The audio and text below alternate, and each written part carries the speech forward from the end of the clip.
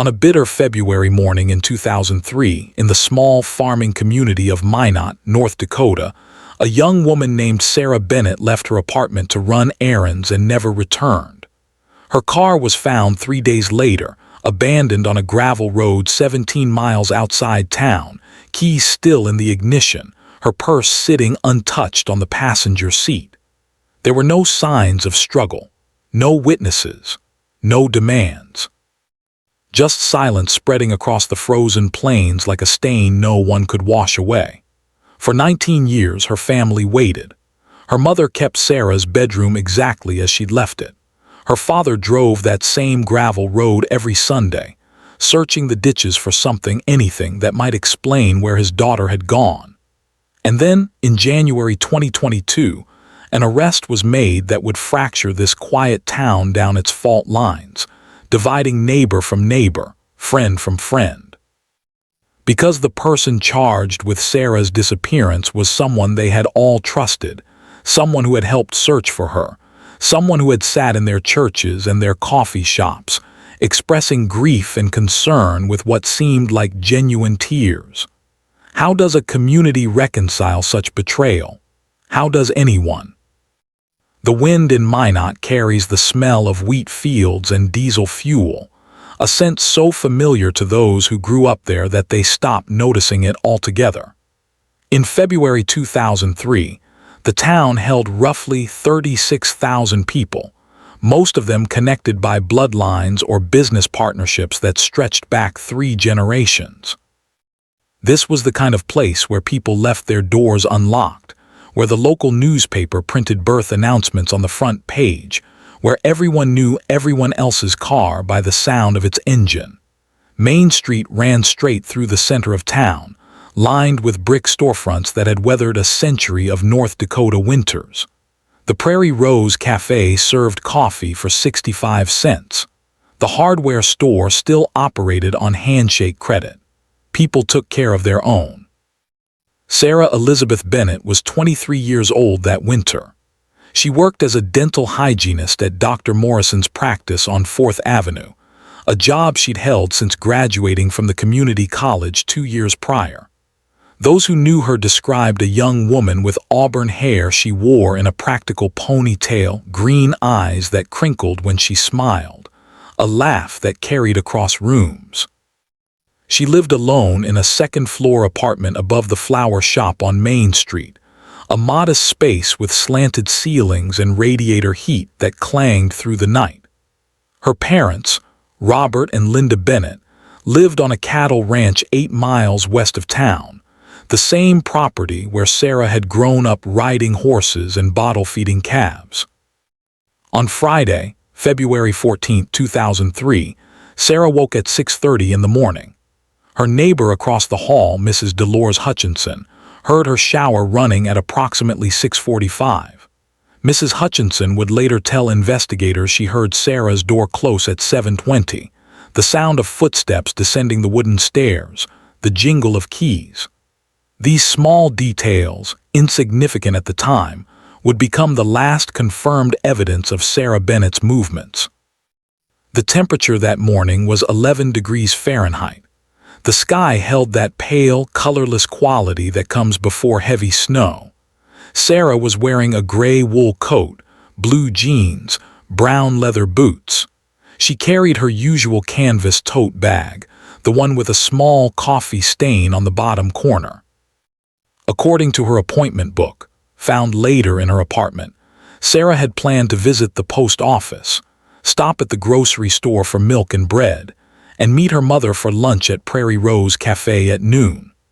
Her car, a 1998 Honda Civic in dark green, was parked in its usual spot behind the building. Security footage from the Cenex gas station 2 blocks away captured her vehicle heading west on Highway 2 at 7:32 in the morning. The footage showed her alone in the car, no passengers visible. This would be the last confirmed sighting. When Sarah failed to appear for lunch, Linda Bennett waited 15 minutes before calling her daughter's apartment. No answer. She tried Sarah's cell phone. It went directly to voicemail, Linda told her husband later that she felt something wrong in her stomach, a maternal instinct that wouldn't settle. By 1 o'clock, Linda drove to Sarah's apartment, used the spare key her daughter had given her, and found the space exactly as Sarah had left it. Bed made. Coffee mug washed and sitting in the dish drainer. Appointment book open on the kitchen counter. But Sarah's purse, the brown leather one she carried everywhere, was gone. Robert Bennett contacted the Minot Police Department at 1:45 that afternoon. The dispatcher, a woman named Carol Jensen who had known Sarah since she was in elementary school, took the report with growing concern. In a town this size, people didn't just vanish. By 3 o'clock, patrol officers were checking Sarah's usual routes, calling local businesses, asking questions. The post office had no record of her visit. The grocery store manager confirmed she hadn't been in that morning. The first whispers of worry began spreading through coffee shops and church basements, carried on phone lines from house to house. By Saturday morning, when Sarah had been missing for more than 24 hours, the Ward County Sheriff's Department organized a formal search. Volunteers gathered at the high school gymnasium, dividing into teams that would comb the roadsides, check abandoned buildings, walk the riverbanks where ice formed in jagged shelves. The temperature had dropped to 6 degrees. Fresh snow had fallen overnight, covering any tracks or evidence that might have existed. 73 people showed up that first day, bundled in insulated coveralls and winter boots, their breath forming clouds in the frozen air. Among the volunteers was a man named Thomas Garrett. He was 31 years old, a mechanic who owned a small auto repair shop on the edge of town.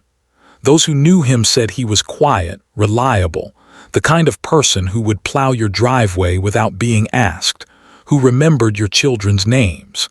He had grown up in Minot, graduated from the same high school as Sarah, though they had been in different grades. Thomas had married his high school sweetheart, Rachel, and they lived in a modest house on Elm Street with their 2 young children. He attended First Lutheran Church every Sunday. He coached youth soccer in the summer. On that Saturday, Thomas Garrett spent 8 hours searching the fields west of town. He walked in formation with other volunteers, calling Sarah's name into the wind, checking irrigation ditches and fence lines. Deputies who were present later recalled that Thomas seemed genuinely concerned, that his face showed the same worry etched on everyone else's features. He asked appropriate questions about the search grid, offered his truck for transportation, brought thermoses of hot coffee. Nothing about his behavior stood out as unusual. Sunday afternoon, February 16th, a rancher named Dale Peterson was checking his fence line along County Road 12, 17 miles west of Minot. The road was gravel, rarely traveled in winter, used mainly by farmers accessing their fields. At approximately 3:15, Dale spotted a vehicle sitting in the turnout near his property. The dark green Honda Civic was unlocked, unoccupied. He approached cautiously, peered through the windows. Sarah's purse sat on the passenger seat, wallet visible inside it. Her cell phone rested in the cup holder. The keys dangled from the ignition. Dale touched nothing. He drove back to his house and called the sheriff's department immediately. Clear's throat. Ward County deputies arrived within 20 minutes. They cordoned off the area, photographed the vehicle from every angle, documented its position. The car sat approximately 15 feet off the road, facing west, as if someone had pulled over deliberately. There were no visible signs of damage to the exterior. The doors were unlocked but showed no evidence of forced entry. Inside, everything appeared orderly. Sarah's purse contained her wallet with $63 in cash, credit cards untouched, driver's license, insurance cards. Her cell phone battery was dead. A grocery list sat on the dashboard, written in her handwriting: milk, bread, eggs, coffee. The odometer showed the vehicle had traveled 12.3 miles since Sarah's last gas station fill-up on Thursday evening. Investigators processed the scene with meticulous care. They dusted for fingerprints, collected fiber samples, photographed tire impressions in the partially frozen ground. The car's interior revealed Sarah's fingerprints on the steering wheel, door handle, and gear shift, exactly where they should be. But there were other prints too, partial impressions on the passenger door handle, smudged marks on the dashboard. These would later be analyzed, compared against elimination prints from Sarah's family and friends. The most puzzling detail was the location itself. County Road 12 led nowhere Sarah would have needed to go. The post office and grocery store were both in town, in the opposite direction. There was no logical reason for her to be 17 miles west on a road that dead-ended at wheat fields. Deputies canvassed the area, interviewing the handful of residents who lived along that stretch. No one had seen Sarah's car. No one had noticed anything unusual. The nearest occupied house was 3/4 of a mile away.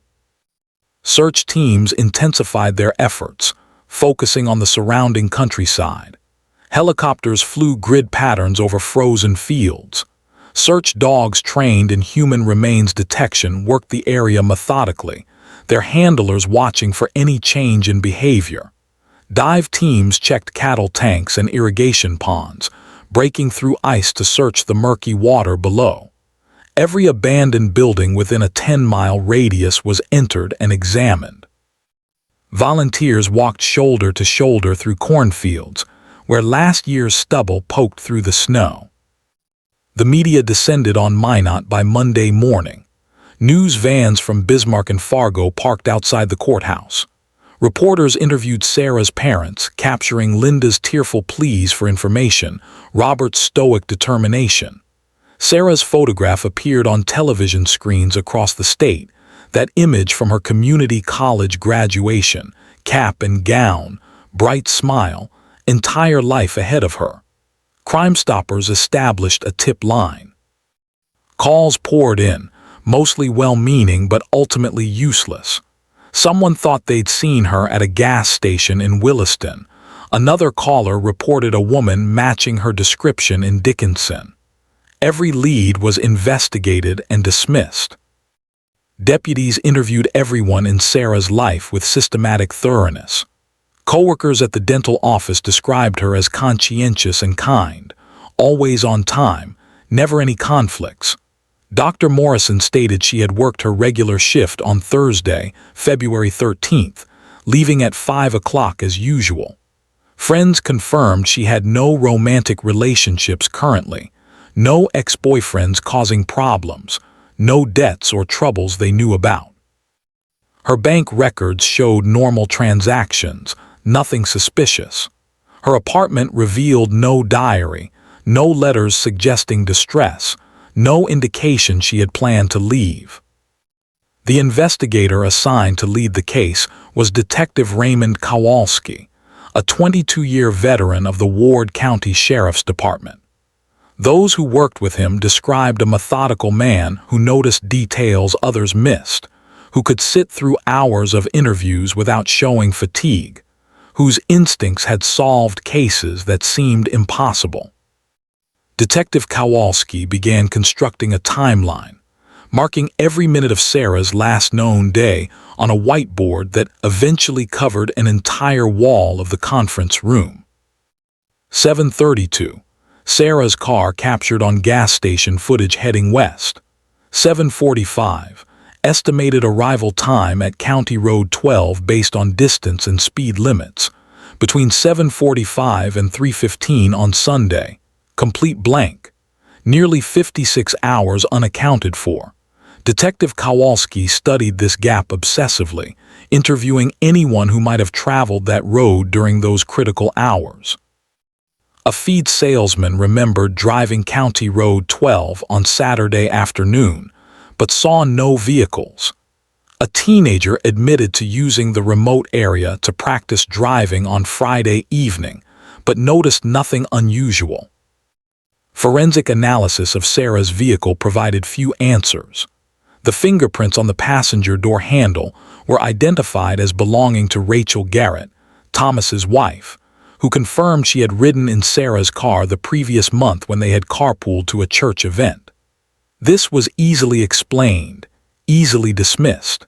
Tire impressions near where the car was parked matched Sarah's Honda, but the frozen ground yielded no footprints, no signs of additional vehicles. Investigators checked the car's mechanical systems, looking for any reason it might have broken down. Everything functioned properly. The gas tank was 3/4 full. As days stretched into weeks, the investigation began circling back to a fundamental question. Why would Sarah drive to County Road 12? Detective Kowalski explored various theories. Perhaps she was meeting someone. Perhaps she was followed and forced off the road. Perhaps she became disoriented, though this seemed unlikely for someone who had lived in the area her entire life.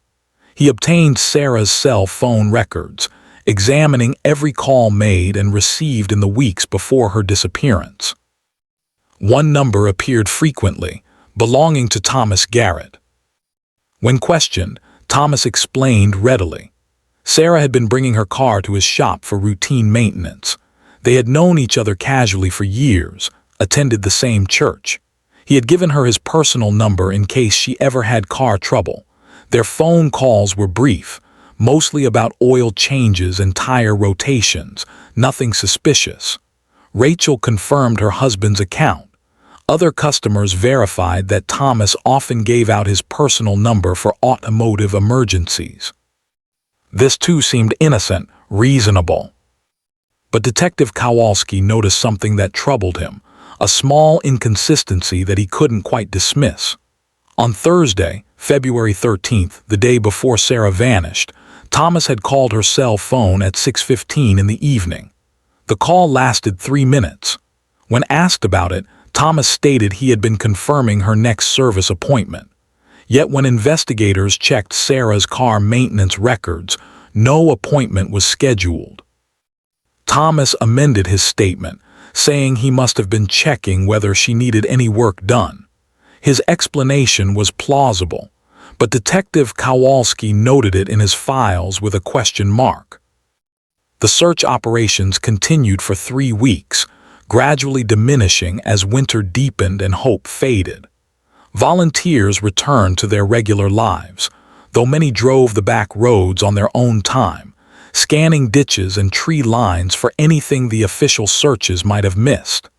Linda Bennett organized a candlelight vigil on March 14th, 1 month after Sarah's disappearance. 200 people gathered in the high school parking lot, holding flames that flickered in the prairie wind, singing hymns that drifted across the frozen darkness. Thomas and Rachel Garrett attended, standing near the back of the crowd, their 2 children bundled in snowsuits. By April, when the snow began melting and the fields emerged in patches of brown earth, search teams resumed with renewed intensity. Surely the thaw would reveal what winter had hidden. Cadaver dogs worked across the landscape again. Nothing. Investigators expanded their radius, checking abandoned wells, old root cellars, machinery graveyards where rusting equipment sat among weeds. Nothing. Sarah Bennett had vanished as completely as if she had never existed. The case file grew thick with reports, witness statements, forensic analyses, all leading nowhere. Detective Kowalski kept working it, kept reviewing evidence, kept calling people for follow-up questions. But leads dried up. Tips stopped coming. The media moved on to other stories. Sarah's face appeared on missing person flyers that yellowed in store windows, eventually buried beneath newer announcements.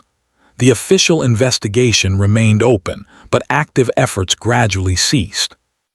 By summer, Sarah Bennett had become another statistic, another unsolved case in a filing cabinet, another family's permanent grief. For those who have ever doubted someone you love, who have felt suspicion creep into your thoughts like smoke under a door, you understand the particular agony that follows. You question your own instincts. You wonder if you're being paranoid, unfair, cruel. You tell yourself there must be another explanation. In November 2003, 9 months after Sarah disappeared, the Bennett family held a memorial service. They couldn't bury their daughter because there was no body, no remains, no closure. But they needed to mark the loss, to acknowledge that Sarah was gone even if they didn't know where or how. The sanctuary at First Lutheran Church filled with mourners who had known Sarah all her life. Pastor Davidson spoke about faith in the face of unanswered questions. Linda Bennett sat in the front pew, her face drawn and pale, hands twisted in her lap. Robert sat beside her, staring straight ahead, jaw muscles working. Thomas Garrett attended the service with his family. He signed the memorial book. He shook Robert's hand, hugged Linda, his eyes wet with tears. Those present later recalled his genuine emotion, his whispered words of sympathy and loss. The years that followed Sarah's disappearance changed Minot in ways both visible and invisible. The town remained outwardly the same, wheat fields stretching to the horizon, Main Street shops opening and closing according to season, children growing up and moving away or staying to raise families of their own. But something had shifted beneath the surface, a loss of innocence that couldn't be recovered. Parents held their children tighter. Women looked over their shoulders in parking lots.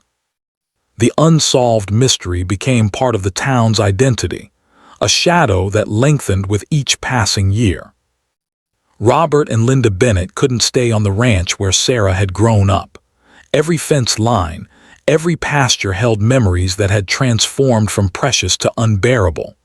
In 2005, they sold the property and moved to a smaller house in town. Linda stopped sleeping through the night, waking at 3 in the morning to walk through empty rooms, checking doors and windows. Robert drove County Road 12 every Sunday afternoon, a pilgrimage to the place where Sarah's car had been found, searching the landscape as if it might finally give up its secrets. Detective Kowalski retired in 2007, but never stopped thinking about Sarah Bennett's case. He kept copies of the files in his home office, reviewing them periodically, looking for the detail he might have missed. The case had haunted him in ways others hadn't, perhaps because the evidence was so sparse, perhaps because he had felt so close to something he could never quite grasp. Clear's throat. Thomas Garrett's auto repair business prospered during these years. He expanded the shop, hired 2 employees, became known throughout the county for honest work and fair prices. His marriage to Rachel appeared solid, at least to outside observers. They attended church regularly. Their children grew from toddlers to elementary students to teenagers. Thomas coached soccer, served on the school board, volunteered for community projects. He was, by all accounts, a good neighbor, a good father, a good man. But Rachel Garrett was noticing things, small details that accumulated like dust in corners, barely visible individually but collectively impossible to ignore. Thomas had nightmares, violent thrashing dreams from which he woke sweating and disoriented. He avoided conversations about Sarah Bennett, changing the subject when her name arose. He drove past County Road 12 on a route that took him miles out of his way rather than use that particular road. Rachel told herself these were natural responses to trauma, that everyone in town had been affected by Sarah's disappearance, that her husband's behavior was normal under abnormal circumstances. But there were other things harder to explain. In 2008, their daughter Emma, who was 7 years old, began drawing disturbing pictures in art class. Her teacher, Mrs. Peterson, called Rachel in for a conference, spreading the drawings across a table. They showed figures lying down, covered in what appeared to be dirt or leaves, red marks that might have been meant to represent injuries. When asked about the drawings, Emma said she had bad dreams sometimes, dreams about a lady who couldn't breathe. Rachel took her daughter to a counselor, who suggested the child had been exposed to something troubling, Perhaps overheard adult conversations about Sarah Bennett's case. Perhaps absorbed ambient anxiety from the community's collective grief. Thomas dismissed the counselor's concerns. Children had vivid imaginations, he said. Emma watched too much television, he said. Rachel wanted to believe him. She wanted to trust the man she had married, the father of her children, the person she had built her life around. But at night, lying beside him as he muttered in his sleep, she felt doubt creeping through her thoughts like ice forming on a window. In 2011, their son Jacob, then 12 years old, asked his father a question that Rachel overheard from the kitchen. "Dad, why do you always wash your truck on Sundays?" Thomas's answer was sharp, defensive. "I like keeping it clean." "What kind of question is that?" Rachel heard the edge in his voice, a tone he normally didn't use with the children. Jacob retreated to his room. Later, when Rachel asked Thomas about it, he laughed it off, said he'd been tired and irritable, didn't mean to snap. She nodded, accepted the explanation, pushed her unease deeper down. The marriage began developing fractures, hairline cracks that widened imperceptibly with each passing month. They argued about small things, money and schedules and parenting decisions, but beneath these surface conflicts lay something neither could name. Rachel found herself watching her husband with new eyes, noticing how he tensed when police cars drove past the shop, how he monitored local news obsessively, how he questioned the children about what they discussed with friends and teachers. In 2014, Rachel discovered a box in the garage, tucked behind paint cans on a high shelf.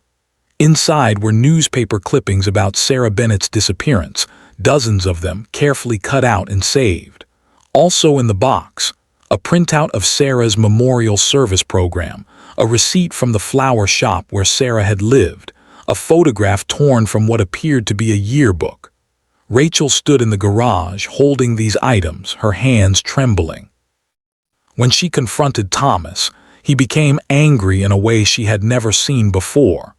Those were from when he had helped search, he said. He had kept them because the case had affected him deeply, because he wanted to remember Sarah, because forgetting felt wrong.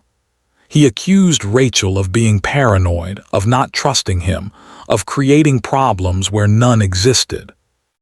That night, Rachel lay awake beside her sleeping husband, listening to him breathe, wondering if she knew him at all. For those who have ever questioned whether you're living with a stranger, whether the person you love is capable of unthinkable things, you understand the vertigo of this moment. Your entire reality becomes uncertain. Every memory requires re-examination. Every gesture holds potential meaning. In September 2016, 13 years after Sarah's disappearance, Rachel and Thomas separated. She told friends and family they had grown apart, cited irreconcilable differences, used the bland language of divorce filings. But privately to her sister, she admitted the truth. "I can't live with the doubt," she said. "I can't sleep next to someone I'm afraid of." Her sister asked what she was afraid of. Rachel couldn't answer. She didn't have evidence, didn't have proof, only an accumulation of small observations that together formed a picture she didn't want to see. The divorce was finalized in May 2017. Rachel took the children and moved to Bismarck, putting 100 miles between her family and Minot. Thomas remained in the house on Elm Street, continued running his auto repair shop, maintained the appearance of normalcy. But people began noticing his isolation. He stopped attending church. He declined invitations to community events. He drank more, evidenced by the recycling bin filled with empty bottles every week. Emma Garrett was 16 years old in the summer of 2018 when she started seeing a therapist in Bismarck, working through anxiety and depression that had plagued her since childhood.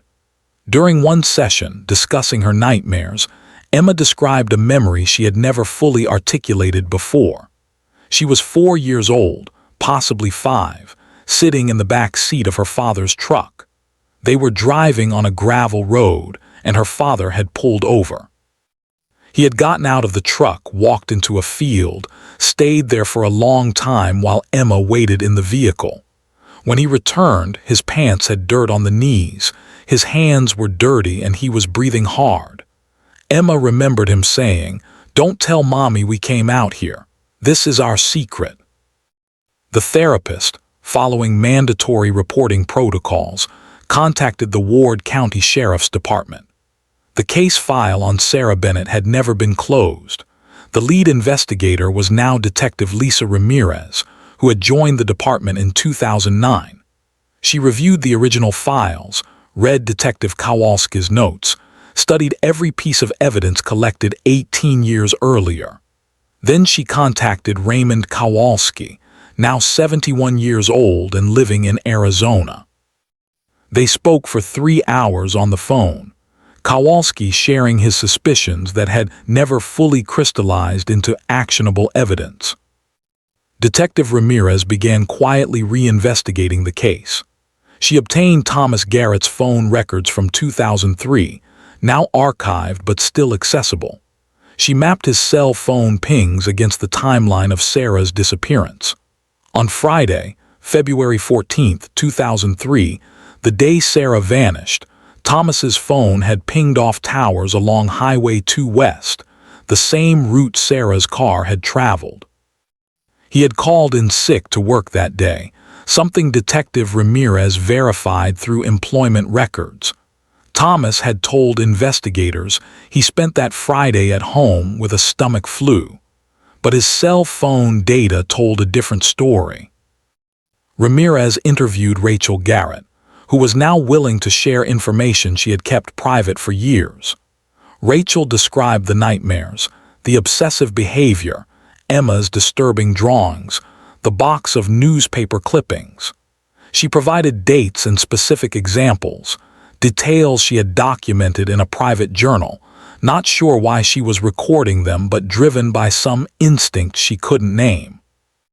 In November 2021, Detective Ramirez obtained a warrant to search Thomas Garrett's property. The house on Elm Street was neat, almost obsessively organized, every surface cleaned, every item in its place. Officers spent 2 days examining every room, every closet, every storage space.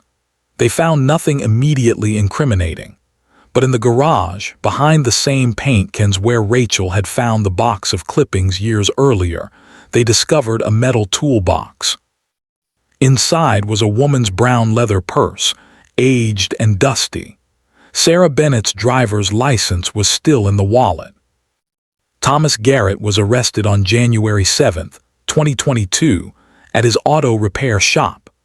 Customers who were present described him showing no emotion, no surprise, no resistance. He simply put down the wrench he was holding, allowed officers to handcuff him, walked to the patrol car without speaking. News of the arrest spread through Minot within hours, carried on phone calls and text messages, erupting across social media in waves of shock and disbelief. The community fractured immediately. Those who had known Thomas his entire life refused to believe it. He had helped search for Sarah, they said. He had mourned at her memorial service, they said. This was impossible, they said. But others, particularly women who had noticed small things over the years, found the arrest terribly plausible. They remembered how Thomas had always been watching, how his attention lingered too long, how he asked questions that felt invasive dressed up as friendly concern. The prosecutor's office built their case methodically. They had the purse, found in Thomas's possession 18 years after Sarah's disappearance. They had his cell phone records placing him on Highway 2 West when he claimed to be homesick. They had Emma's childhood memory of the gravel road and her father's dirty hands. They had Rachel's testimony about the nightmares, the obsessive behavior, the box of clippings. What they didn't have was Sarah's body. Without remains, without physical evidence of what happened to her, the case rested on circumstantial connections. In March 2022, Thomas Garrett's attorney negotiated a plea agreement.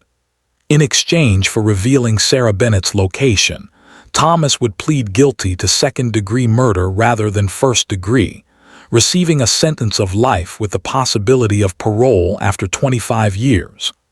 On March 23, 2022, Thomas led investigators to a remote section of county land, 3 miles from where Sarah's car had been found. The area had been searched in 2003, but incompletely, the winter snow making thorough examination difficult. Thomas directed them to a cluster of cottonwood trees near an abandoned homestead. There, beneath soil and 19 years of accumulated leaves and vegetation, investigators found human remains. Dental records confirmed the identity. Sarah Elizabeth Bennett had been there all along, buried in the frozen North Dakota earth while her parents searched and grieved, while investigators followed leads to nowhere, while life in Minot continued its ordinary rhythms over extraordinary tragedy. Thomas Garrett's statement to police, delivered through his attorney, was brief and devoid of remorse. He stated that he had called Sarah on February 13th, asking her to meet him at County Road 12 to discuss her car. She had agreed, trusting him because he was a mechanic, because they went to the same church, because she had no reason to fear him. What happened after she arrived, he claimed not to remember clearly. There was an argument. Things escalated. He panicked. He buried her body and drove her car to a different location, walked back across fields to where his truck was parked, went home to his wife and children. The courtroom during his sentencing hearing was packed with observers, journalists, families divided by their beliefs about Thomas's guilt or innocence. Linda Bennett read a victim impact statement, her voice breaking as she described 19 years of not knowing, of wondering, of hopping against hope that Sarah might somehow still be alive. Robert Bennett sat beside her, tears streaming down his weathered face. Thomas Garrett showed no emotion, staring at a point on the wall behind the judge. Judge Sarah Williamson sentenced Thomas Garrett to life imprisonment with the possibility of parole after 25 years. "You took a daughter, a friend, a member of this community," she said. "You took her life and then